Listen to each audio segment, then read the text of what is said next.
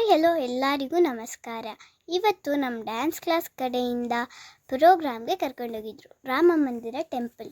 ಅಲ್ಲಿ ಶ್ರೀ ವಿದ್ಯಾಶಂಕರ ಗುರೂಜಿ ಬಂದಿದ್ದರು. ಅವರ ಆಶೀರ್ವಾದ ತಗೊಂಡು ದೇವರ ಆಶೀರ್ವಾದನೂ ಕೂಡ ತಗೊಂಡು ಪ್ರೋಗ್ರಾಮನ್ನು ಸ್ಟಾರ್ಟ್ ಮಾಡಿದ್ವಿ.